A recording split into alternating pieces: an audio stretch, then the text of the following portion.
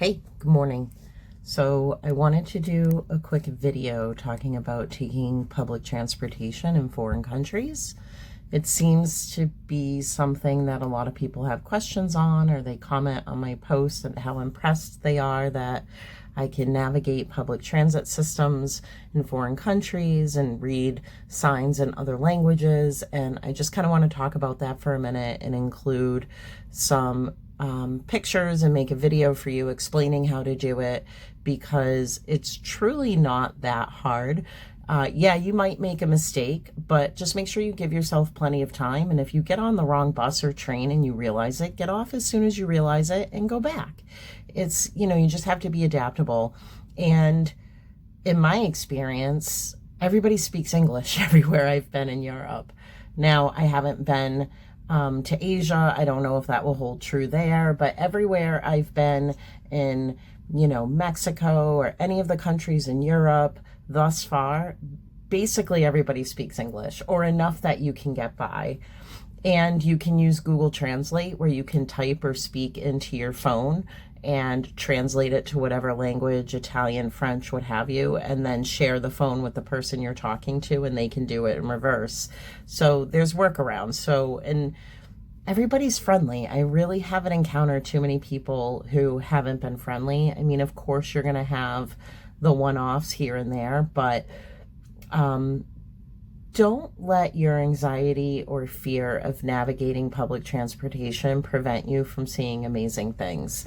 I mean, certainly there was a time where I would be anxious about doing something like that, but as I like to say, I'm balling on a budget while I travel the world for the next year. So doing excursions through the cruise line really isn't an option for me. I can't spend $100 to $300 every port of call to see the cool things I want to see. Instead, I spend 10 to 25 euros to take public transportation to get to the same location, and then I get to be amongst the locals, which is super cool. So I just want to share this video with you and hope I can encourage others. So let's get started. Okay, let's start with the train station. So first you're going to walk up to the train station, enter the door that says 2 trains, in English, 2 trains. I've consulted Google, who's told me I want to take the 4018 train to get to Pisa, so I can see the Leaning Tower of Pisa, which, by the way, doesn't lean nearly as much as it used to. I'm going to walk up to one of these many machines you're going to see inside the train station. You can also go to the window and talk to an agent, but I choose not to. When you approach this, you're going to see down bottom all these flags. So you're going to pick your country and it's going to give you your language. My dumbass stared at this for a minute and was like, where's the American flag? Hey, idiot, pick the British flag. That's English. So you pick the second flag in from the right. If you speak English, that's the British flag, and the machine will appear in English. You literally plug in where you want to go. You pick the train time and you pay, and it's going to print out this ticket.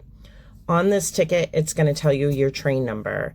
This one says Regionale and then says a train number. Then you're going to look up at the screen, find your train number, and then all the way to the right, look at what platform your train is going to be at. That's the platform you want to go stand at. So you're going to turn around, walk down the hall, look at the platform numbers above the doorways, pick the right platform number, and walk out said door. Find your platform, which in this case was platform number 1. Confirm it's the right train number and time, which this one does. And then when the train pulls up, get on it. When you get on the train, sit in a seat where you can see this screen. The screen is going to tell you where you are and where you're going, and it's going to help soothe your anxiety.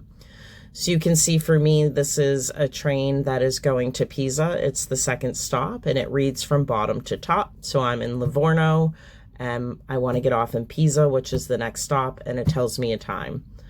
I chose to walk from the train station in Pisa to the Leaning Tower, so I consulted Google and then just followed Google Maps to walk there. And along the walk, I just watch for signs. So these signs tell me where I'm going or where I want to go. And then I arrive and marvel at the Leaning Tower of Pisa, which is the most upright it has been in hundreds of years. That's another story. If you want to take a bus, you can do so. Consult Google. It's going to tell you where to go. You have to buy your bus tickets from a tobacco or newspaper stand, and so you want to look for this blue sign that says Lotto. That means ticket. Go in, talk to the nice person and tell them you want one bus ticket. This was roughly $2. Find your sign for your bus stop. Some of them are digital, so it's going to tell you you're in the right place. So here you can see I want to take I could take 3 buses all to the Pisa train station.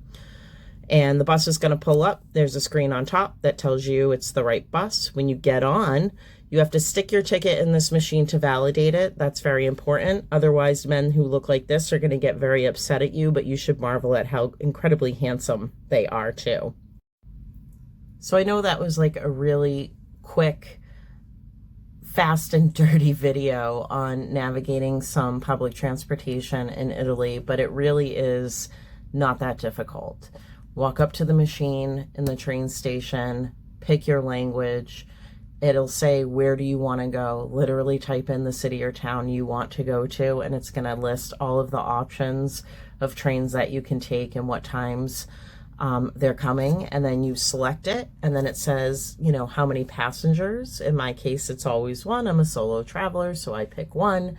And then you pay. You can either pay by credit card or you can do tap to pay on your phone, which is what I would recommend, because in train stations, that's an area where, you know, pickpockets or theft could be likely because it tends to be crowded. So I just use pay with my phone. I have my card set up on there. I tap my phone to the little pay pad, and then I'm not fumbling with my wallet in order to, you know, get out a credit card or anything. Also, I think it's important to mention, quick side note, get a strap for your phone. I have a little phone case, and it has a little hook on it that I can click this little strap into and wear it around my wrist. And it prevents me from dropping my phone, as well as, heaven forbid, if somebody wanted to run by and steal my phone. And I don't want you to think that this is like commonplace, okay? I am from Massachusetts. I could get pickpocketed or mugged in Worcester or Boston, and it's just as likely to happen there as it is in, you know, Pisa, Italy. But sadly, there's bad people in any country, any city, but just be aware like you would if you were walking around in Chicago, right? I'm not saying Chicago or Boston are bad cities, not at all, but just be aware. And so I think having a strap to wear around your wrist is helpful, again, not only from theft, but to prevent you from dropping your phone. Sorry, that was a quick sidebar. So then you get your ticket. Look at your ticket. On there, it's going to tell you your train number. Look at the screen, locate your train number, and it's going to tell you what platform to go stand at. Read your signs in the train station, which often are in Italian and English. Go find your platform, look at the screen at the platform, verify it's the right train, and then wait for your train to arrive. If you miss the train you were scheduled for and you're going to wait for the next train, be advised that platforms change. So if you were platform 1 for the noon train and you got there late and you're like, no problem, I'll take the 12:15 train, go back and look at the sign inside the station, because it may not be platform 1 anymore. It might have changed to platform 7. And in some of these train stations, like in Rome, walking from platform 1 to platform 28, I mean, it's like an airport, so it's going to take a long time. So be aware that if you don't get the train you originally wanted, the platform number may change. So just make sure you're being aware. When you get on the train, sit facing a screen so that you can see where you are, where you're going, and that'll help soothe your anxiety, and then you know where to get off. They also tell you over the loudspeaker what the next stop is, and that, well, sometimes it's in English as well as Italian, but you can at least recognize, even in Italian, that they're saying Pisa. Like, Pisa is Pisa, whether it's in English or Italian, right? The words that are going to vary are like station or stop. You may not hear that in English, but Pisa is Pisa. So when they say you know, an Italian next stop Pisa, you know Pisa. I get off in Pisa. The sign that you're reading, the electronic sign, is going to tell you. You can watch your Google Maps and literally track where you are on the train.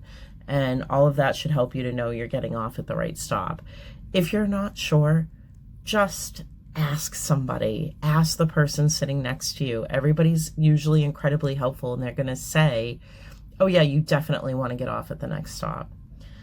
And, you know, again, I just want to say, like, don't miss out on the world because you are nervous about doing public transit in a foreign country. I think it's normal to be nervous, but you are capable. You can do it. Just read the signs and you're going to have a great time. I hope that was helpful to somebody.